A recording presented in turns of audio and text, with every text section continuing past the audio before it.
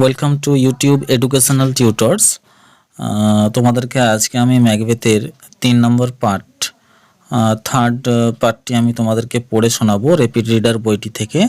তো তোমরা যারা ক্লাস 11-এর স্টুডেন্টস তাদের কাছে তো এই ম্যাকবেথ গল্পটা তাদের সিলেবাসে রয়েছে, এবং তোমরা যদি এই গল্পটা শোনো, তোমরা যদি এই চ্যানেলটাকে ফলো করো, তাহলে আশা করি তোমরা র্যাপিড রিডারের সমস্ত গল্পগুলোই তোমরা পেয়ে যাবে। এবং আমি তোমাদেরকে এখান থেকে প্রত্যেকটা লাইন থেকে প্রত্যেকটা লাইনের মানে বলছি, এতে তোমাদের বুঝতে সুবিধা হবে। আমি এটার কোনো ওভারভিউ বা সামারি বলে দিচ্ছি না, ঠিক আছে?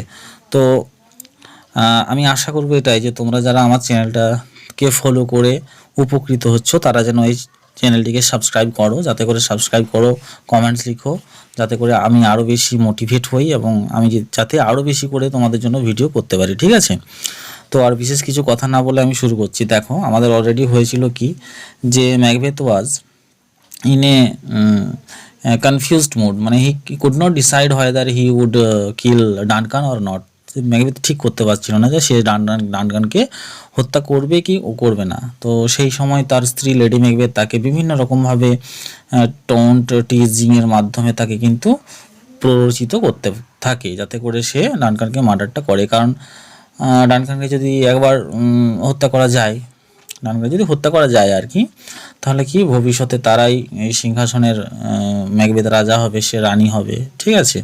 এরকম একটা আশা তাদের মনের মধ্যে গাঁথা হয়ে গেছে। কেননা তোমাদেরকে তো আমি আগেই বলেছি যে 3 নম্বর যে থার্ড উইচ, 3 নম্বর ডাইনি, তাদেরকে এরকম একটা ভবিষ্যৎবাণী করেছিল, ঠিক আছে? তো দেখো, এরপর আমি প্রত্যেকটা লাইন, প্রত্যেকটা ওয়ার্ড যতটুকু পারবো আমি ভালো করে বলার চেষ্টা করছি। So Macbeth took the dagger in his hand. সুতরাং ম্যাকবেথ কী করলো?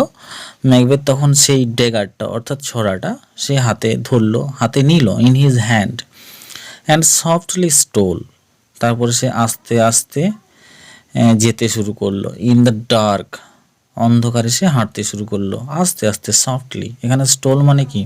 স্টোল মানে ওয়াকড, বা he was walking in the darkness, ঠিক আছে? সে আস্তে আস্তে অন্ধকারে হাঁটতে লাগলো, টু দ্য রুম, এবং হ্যাঁ, হেঁটে হেঁটে সে সেই রুমটার দিকে যেতে লাগলো, হোয়ার ডানকান স্লিপড, যে ঘরটাতে ডানকান ঘুমাচ্ছিল। As he advanced towards the bed chamber, যখন সে অগ্রসর হচ্ছিল, অ্যাডভান্স মানে অগ্রসর হওয়া, যখন সে অগ্রসর হচ্ছিল টুয়ার্ডস দ্য বেড চেম্বার, সেই যে রুমটাতে, বেড চেম্বার বলতে এখানে যে রুমটাতে ডানকান ঘুমাচ্ছিল সেটাকে এখানে বেড চেম্বার বলা হচ্ছে।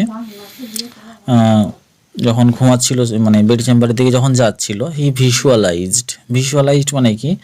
মানে মনের একটা ভ্রম, ঠিক আছে? সে কল্পনা চোখে সে দেখতে পাচ্ছিল অ্যানাদার ডেগার। সে কি দেখতে পাচ্ছিল? সে আরও একটা ছোরা দেখতে পাচ্ছিল, হ্যাঙ্গিং ইন দ্য এয়ার, এবং যে ছোরাটা ভাসছিল, hanging, floating in the air, ঠিক আছে? ওই আকাশের মধ্যে বা ওই ফাঁকা স্থানটাতে তার সামনে ভাসছিল, উইথ দ্য হ্যান্ডেল, এবং হ্যান্ডেল সহই ছোরাটা ভাসছিল। ছোরা তো হ্যান্ডেল থাকেই জেনারেলি, পয়েন্টেড টুয়ার্ডস হিম, মানে এখানে তোমরা ধরতে পারো এই হ্যান্ডেলের পরে তোমরা মনে মনে করতে পারো কি, হুইচ ওয়াজ পয়েন্টেড, অর্থাৎ হ্যান্ডেলটা ছিল পয়েন্টেড টুয়ার্ডস হিম, মানে টুয়ার্ডস ম্যাকবেথের দিকে হ্যান্ডেলটা ছিল, আর ছড়াটা ছিল সামনের দিকে, মানে ম্যাকবেথ ধরবো বললে।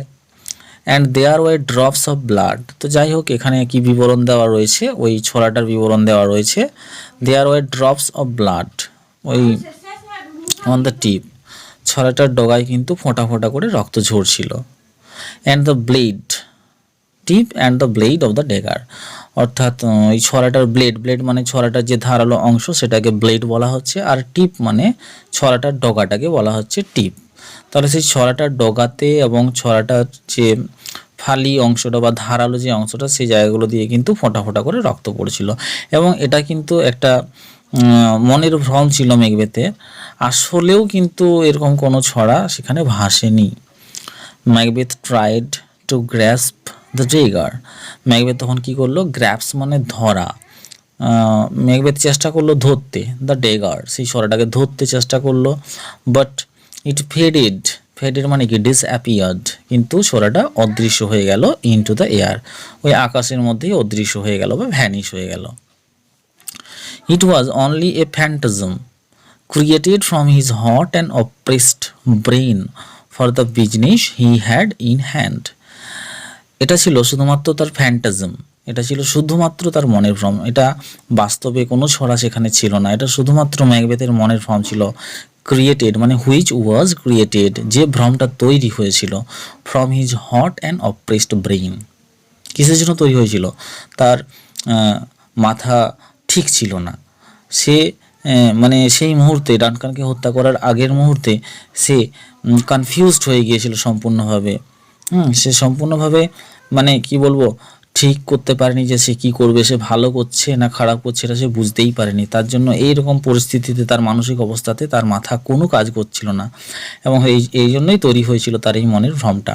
ফর দ্য বিজনেস, সেই কাজটার জন্য, বিজনেস মানে এখানে কোন কাজটার কথা বলা হচ্ছে, এখানে ডানকানকে মার্ডার করার কথা বলা হচ্ছে। এই কাজটা করার জন্য তার মাথার মধ্যে অনেক চাপ পড়েছিল, যার জন্য তার এই মনের ভ্রমটা তৈরি হয়েছিল। হি হ্যাড ইন হ্যান্ড মানে যে কাজের দায়িত্বটা সে নিয়েছিল বা নিজে করবে বলে বলেছিল তার স্ত্রীকে। তাহলে এই সমস্ত কিছুর জন্য কিন্তু তার মাথা কোনো রকম কাজ করছিল না, যার জন্যই সে কি দেখতে পাচ্ছিল, তার সামনে যেন একটা ছড়া ভাসছে।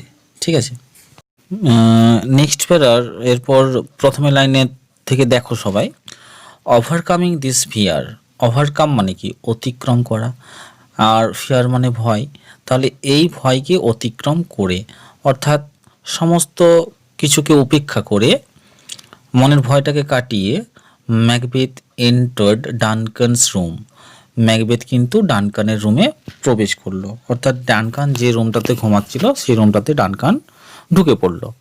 অ্যান্ড স্লিউ দ্য হ্যাপলেস কিং, তারপর সেই হ্যাপলেস মানে কি দুর্ভাগা, ভাগ্যহীন, সেই ভাগ্যহীন রাজাকে স্লেইন করলো, হত্যা করলো, with one stroke of the dagger, সেই ছড়ার ওয়ান স্ট্রোক মানে কি এক আঘাতেই তাকে কিন্তু হত্যা করে ফেললো, রাজা ডানকানকে হত্যা করে ফেললো ম্যাকবেথ।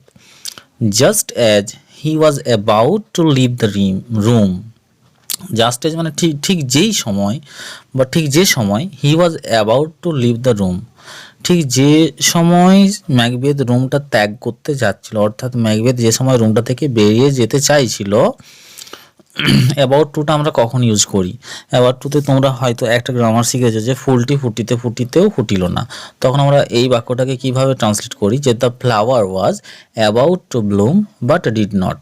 ঠিক আছে, এখানে অ্যাবাউট টুর ফ্রেজটার ব্যবহার করা হয়েছে। তাহলে ঠিক যে সময় ম্যাকবেথ ডানকানকে হত্যা করে রুম থেকে বেরিয়ে যাচ্ছিল, কমা দিয়ে লেখা যায়, কমাটার মানে আমরা বলতেই পারি যে ঠিক সেই সময় ওয়ান অফ দ্য গ্রুমস, যে পাহারাদাররা ছিল তাদের মধ্যে একজন, হু ওয়ার স্লিপিং অর্থাৎ যারা ঘুমাচ্ছিল, ইন দ্য চেম্বার, সেই রাজা ডানকানের রুমটার বাইরে যারা ঘুমাচ্ছিল, যে সমস্ত প্রহরীরা, গ্রুমসরা, লাভড, ওই ঘুমন্ত অবস্থায় তাদের মধ্যে একজন হেসে ফেললো বা হাসছিল। অ্যান্ড ক্রাইড আউট, এবং চিৎকার করে বলল, মার্ডার, হত্যা, খুন, এই মার্ডার শব্দটা কিন্তু ঘুমের ঘরে উচ্চারণ করেছিল একজন। ফর হুইচ বোথ অফ দিম ওক আপ, এবং এই চিৎকারের ফলে তাদের মধ্যে দুজনেই, অর্থাৎ যে দুজন প্রহরী ছিল সেই দুজনেই কিন্তু উঠে গেছিল ঘুম থেকে।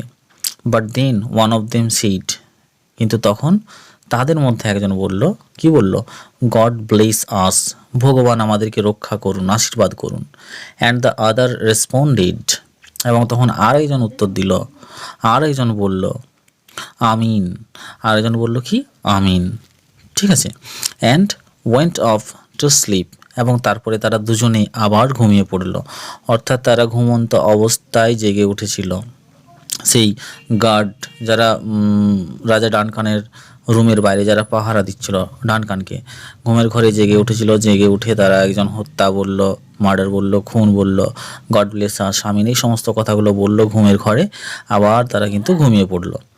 Macbeth also tried to say, ম্যাকবেথও বলার চেষ্টা করেছিল, কি বলার চেষ্টা করেছিল, আমিন, আমিন বলার চেষ্টা করেছিল Macbeth. But the word seemed to be struck in his throat. কিন্তু যখন ম্যাকবেথ এটাকে উচ্চারণ করতে গিয়েছিল আমিন শব্দটা, তখন তার মনে হয়েছিল the word seem to be struck, এই শব্দটা যেন আটকে গিয়েছিল ইন হিজ থ্রোট, তার গলায়, অর্থাৎ তার গলা দিয়ে বা তার মুখ দিয়ে আমিন শব্দটা কিন্তু বের হয়নি। অ্যান্ড হি কুড নট আটার, এবং শেষ পর্যন্ত সে কিন্তু আমিন শব্দটা আটার করতে পারেনি। আটার মানে কি? উচ্চারণ। সে কিন্তু আমিন শব্দটা আর উচ্চারণ করতে পারেনি। হি ফেল্ট দ্যাট, সে অনুভব করেছিল, অর্থাৎ ম্যাকবেথ অনুভব করেছিল, he heard a voice which said, ম্যাকবেথের মনে হয়েছিল বা ম্যাকবেথ অনুভব করেছিল যে সে যেন কোনো একটা কণ্ঠস্বর শুনতে পাচ্ছিল, সে যেন কারো একটা গলার আওয়াজ শুনতে পাচ্ছিল। সেটা কি? স্লিপ নো মোর, আর ঘুমিও না। ম্যাকবেথ মার্ডার্স স্লিপ, ম্যাকবেথ ঘুমকে হত্যা করেছে। The innocent sleep that nourishes life, নিষ্পাপ ঘুম, যে ঘুমটা মানুষের জীবনকে পুষ্টি দেয়, মানুষের শরীরে আরও শক্তি আনে, সেই ঘুমটাকে নষ্ট করেছে, খুন করেছে ম্যাকবেথ। গ্ল্যামিস হ্যাজ মার্ডার্ড স্লিপ, গ্ল্যামিস, এখানে গ্ল্যামিস কাকে বলা হচ্ছে? ম্যাকবেথকেই কিন্তু গ্ল্যামিস বলা হচ্ছে। তাহলে সেই ম্যাকবেথ কী করছে? হ্যাজ মার্ডার্ড স্লিপ, এই ম্যাকবেথ ঘুমকে হত্যা করেছে। কেন এরকম কথাগুলো তার মনে হচ্ছিল যে শুনতে পাচ্ছিল ম্যাকবেথ? কারণ ঘুমন্ত অবস্থায় ম্যাকবেথ রাজা ডানকানকে হত্যা করেছে। তাই ম্যাকবেথের অন্তরাত্মা যেন তাকে বলছিল যে সে কি করেছে? সে ঘুমকে হত্যা করেছে।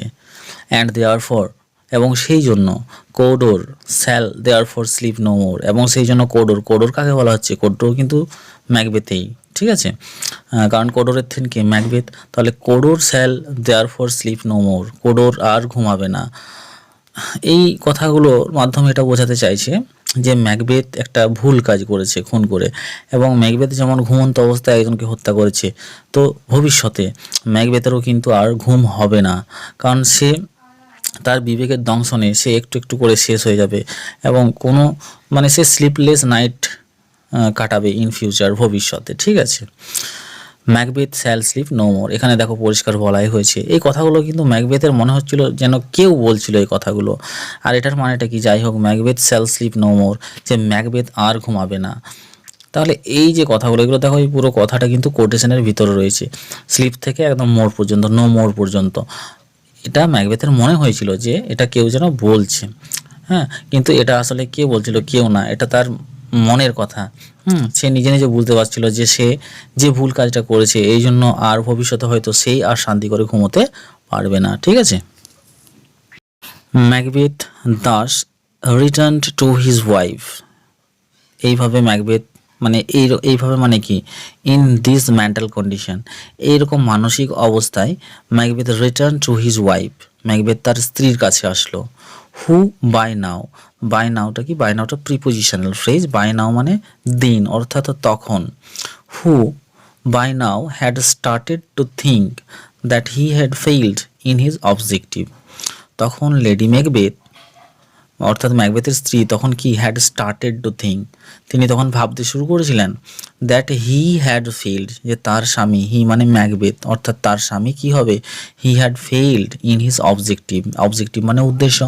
ম্যাকবেথ যে উদ্দেশ্য নিয়ে ডানকানের রুমে গেছিল, সেই উদ্দেশ্যতে তিনি ব্যর্থ হবেন। হয়তো তিনি তখন এই কথাটাই ভাবছিলেন, লেডি ম্যাকবেথ, যে ম্যাকবেথ হয়তো কি মার্ডার করতে পারবেন না, ডানকানকে হত্যা করতে পারবেন না। He came in such a distracted state that she reproached for his want of resoluteness and sent him to wash his hands of the blood that stained them. He came in such a distracted state. Distracted মানে কি? উদ্ভ্রান্ত, পাগলের মতো। State মানে অবস্থা। তিনি পাগলের মতো তার স্ত্রীর কাছে আসলেন। That she reproached for his want of resoluteness, এবং তাকে দেখে তিনি রিপ্রোচ করতে শুরু করলেন। লেডি ম্যাকবেথ তার স্বামীকে, ম্যাকবেথকে তিরস্কার করতে শুরু করলেন। কিসের জন্য? ফর হিজ ওয়ান্ট অফ রিজলিউটনেস, তার দৃঢ় সংকল্পতার অভাবের জন্য। ওয়ান্ট মানে কিন্তু এখানে অভাব, ল্যাক অফ, ঠিক আছে। তিনি যে পুরুষ হয়েও তিনি এইরকম একটা মানসিক অবস্থার মধ্যে আসছেন, তিনি এত বড় একটা বীর, এত বড় একটা যোদ্ধা, তা সত্ত্বেও তাকে কেমন দেখাচ্ছে? এই মুহূর্তে পাগলের মতো। তার এই অবস্থা দেখে লেডি ম্যাকবেথ তাকে তিরস্কার করতে শুরু করলেন। And sent him to wash his hands, এবং তাকে বললেন সে যেন তার হাতগুলোকে ধুয়ে নেয়, অফ দ্য ব্লাড, কেমন হাতগুলো, যে হাতগুলোতে রক্ত লেগেছিল, দ্যাট স্টেইনড দেম, যে হাতগুলো তাদের দুজনকেই কলঙ্কিত করে তুলেছিল। স্টেইনড মানে কি, কলঙ্কিত করা। মিন হোয়াইল, ইতিমধ্যে, she took the dagger to stain the cheeks of the grooms with blood in order to make it seem their guilt. ইতিমধ্যে তিনি কি করলেন, she took the dagger, তিনি ছোরাটা নিয়ে নিলেন, ম্যাকবেথের হাত থেকে ছোরাটা নিয়ে নিলেন, to stain the cheeks, কিসের জন্য নিলেন, to stain the cheeks of the grooms, সেই যারা পাহারা দিচ্ছিল, গ্রুমস মানে পাহারাদার, প্রহরী, যারা পাহারা দিচ্ছিল তাদের গালে সেই রক্তগুলোকে মাখিয়ে দেওয়ার জন্য সেই ছোরাটাকে নিয়ে নিলেন।